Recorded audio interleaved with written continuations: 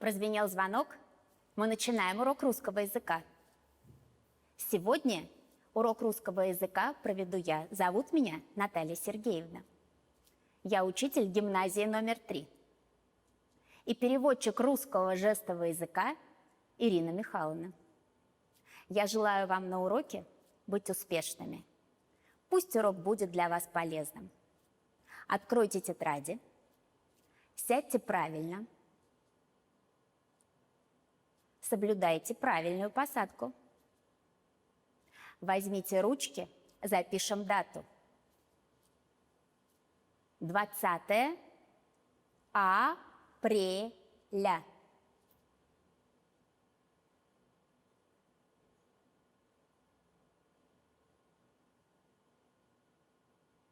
Мне хочется познакомить, ребята, вас со словами великого писателя Алексея Толстого. Русский народ создал русский язык, яркий, как радуга после весеннего ливня, меткий, как стрелы, певучий и богатый, задушевный, как песня над колыбелью. Что такое Родина? Это весь народ, это его культура и его язык.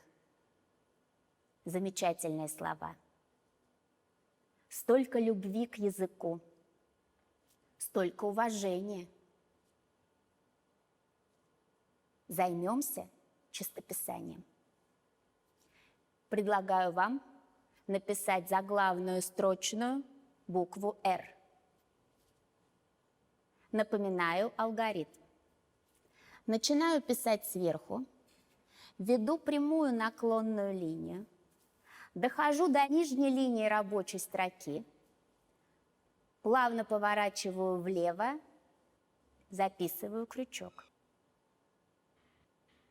Сверху у буквы «Р» шапочка. Пишу строчную букву «Р», ставлю ручку на верхнюю линию рабочей строки, веду вниз, поднимаюсь по этой же линии наверх, плавный поворот, опускаюсь вниз, пишу крючок. Даю вам 1 минутку и предлагаю дописать эту букву всей строке.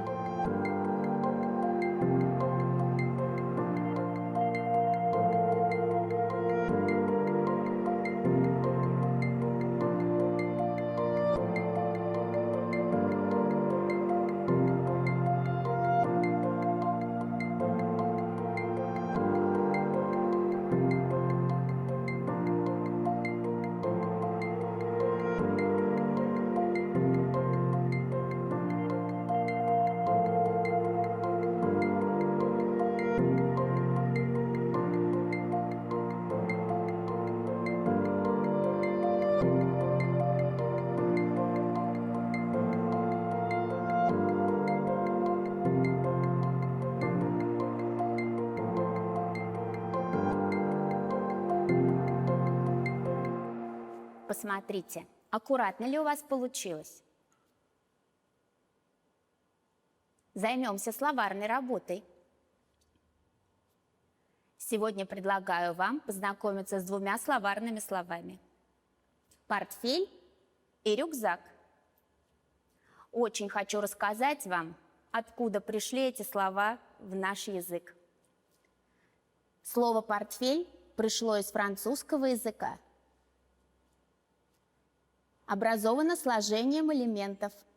В переводе на русский обозначает «носить бумаги». Вы удивились?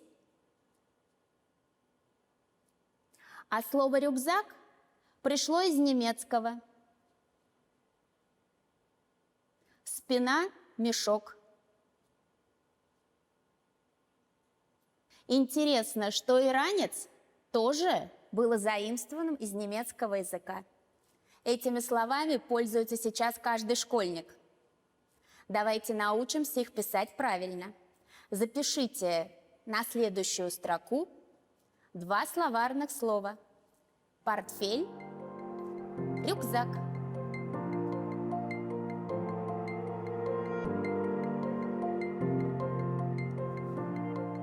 Диктуйте себе по слогам.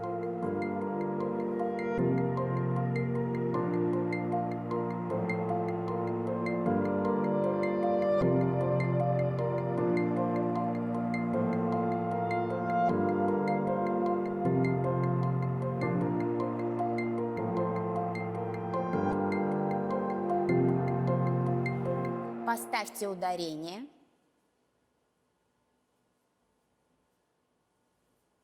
А теперь вместе произнесем это слово так, как оно пишется. Портфель, рюкзак. Постарайтесь запомнить.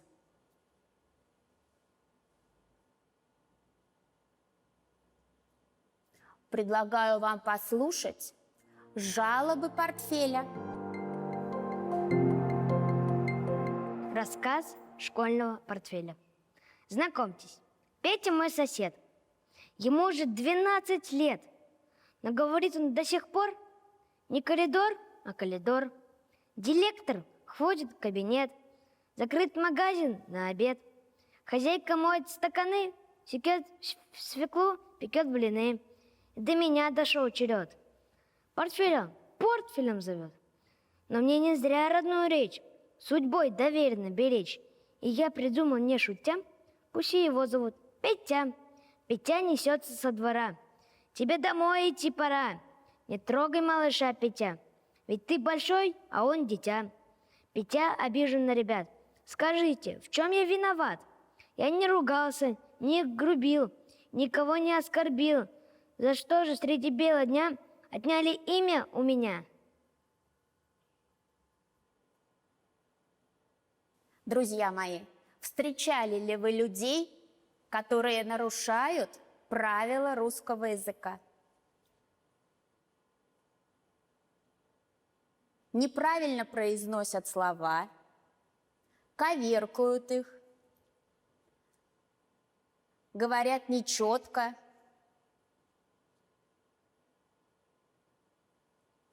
Нравилось ли вам общаться с такими людьми?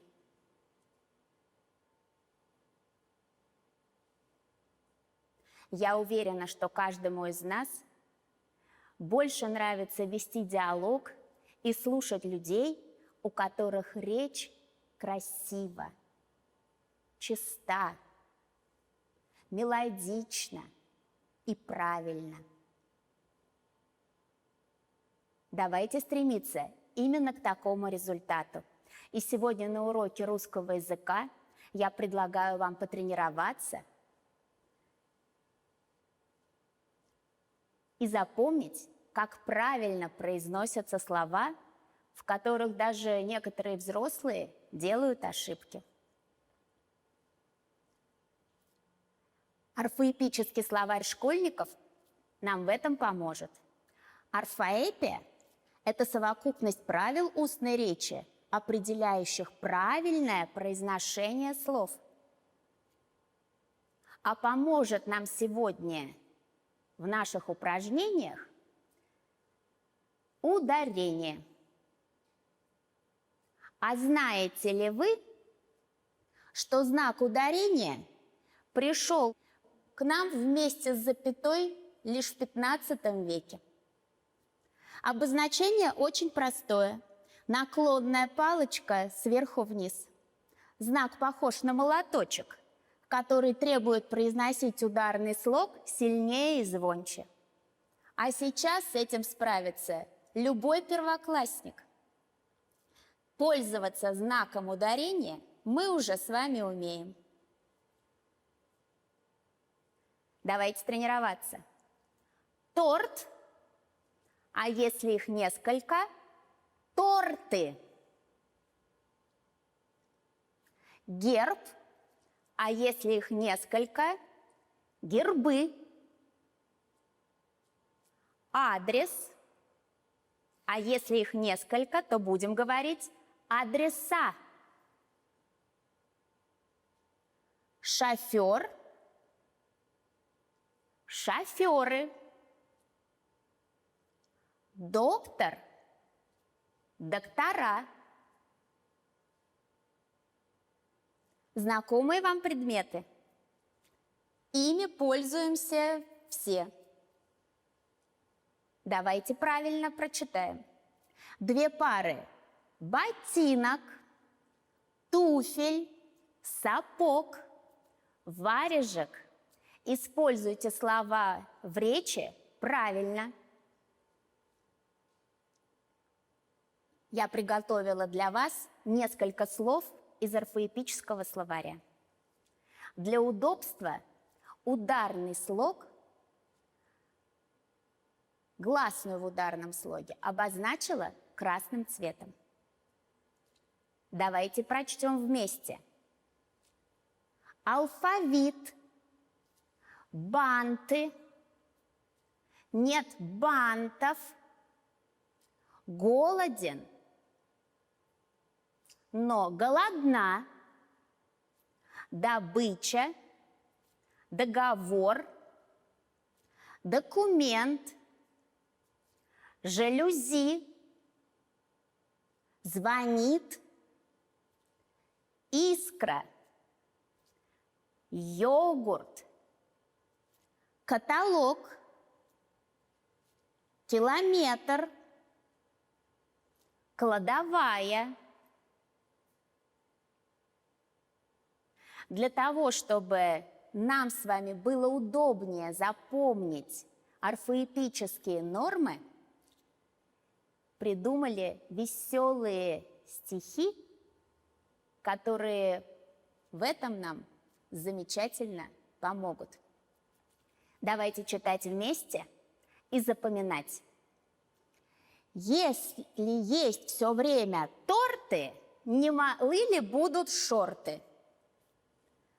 В детской сказке «Колобок» без чулок и без сапог. Ведь не шьют для колобков ни ботинок, ни носков. Обошел я кухню, обнаружил туфлю. Кто красиво говорит, тот не звонит, а звонит. Звонит звонарь, звонят в звонок, чтоб ты запомнить верно смог. Как у нашей Марфы есть в полоску шарфы. Мама сына баловала, вместо супа торт давала. Нет, вы только посмотрите, на стене опять граффити. Чем человек счастливее, тем выглядит красивее. Вот видите, как можно весело учиться русскому языку. А сейчас я предлагаю вам две последние строки, которые вы видите на экране, записать к себе в тетрадь. Будьте внимательны, списывайте без ошибок. Давайте вместе прочтем эти строчки. Чем человек счастливее, тем выглядит красивее. Не забудьте поставить ударение в слове «красивее».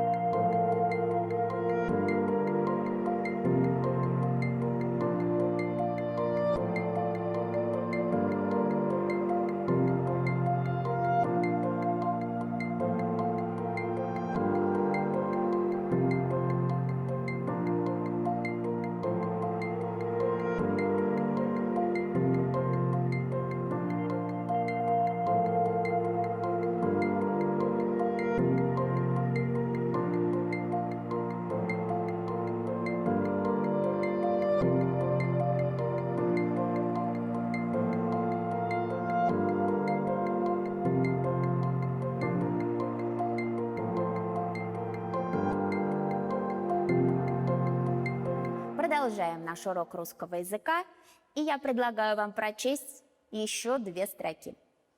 Что за странный носорог ел и творог, и творог?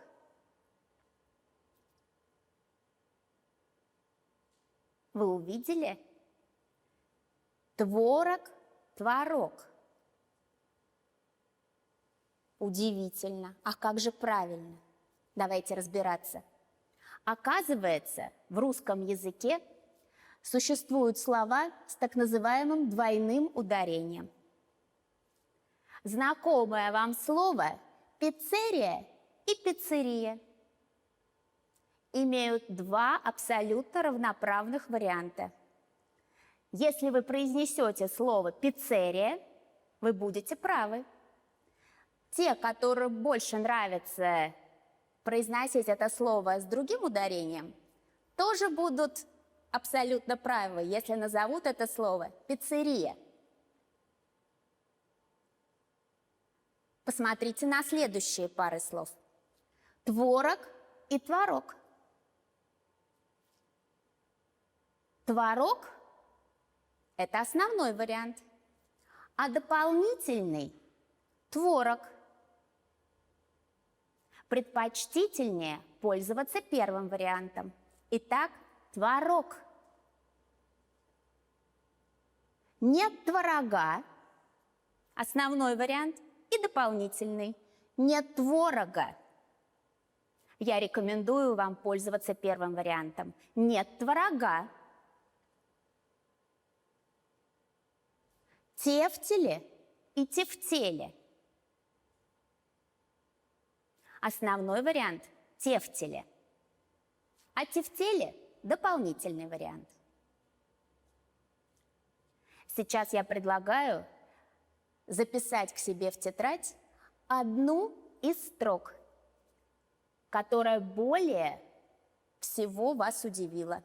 Не забудьте обозначить, какой вариант дополнительный, и обозначить ударение в каждом из этих слов.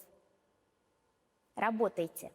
Думаю, 1 минутки будет вам достаточно.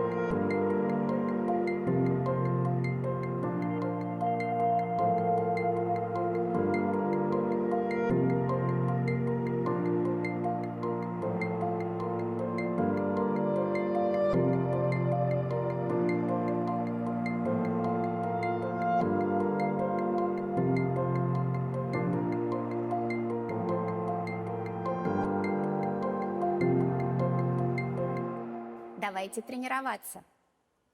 Послушайте задание. Спишите слова. Поставьте знак ударения.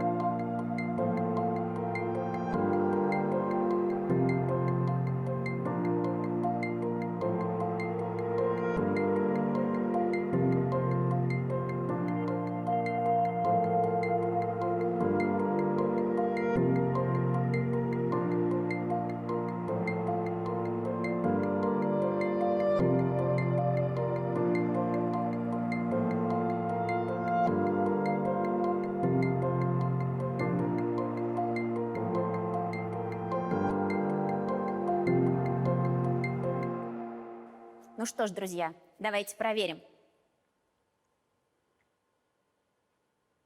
И прочтем слова вместе.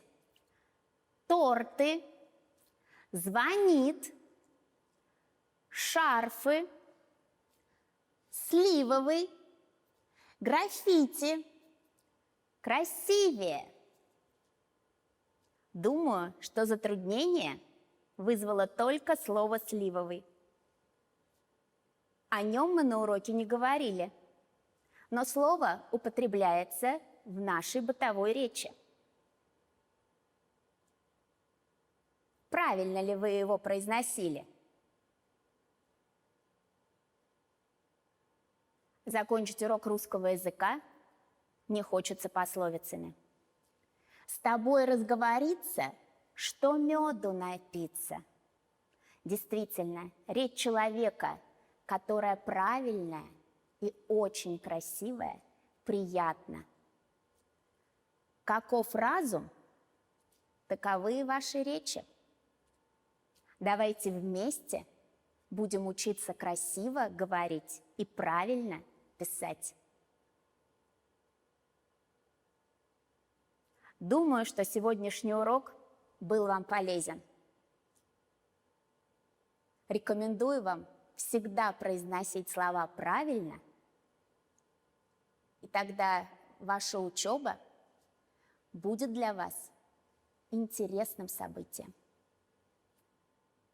Звенит звонок, пора на переменку. Через 20 минут я приглашаю вас на урок математики. Проведите переменку активно. Проведите переменку с пользой.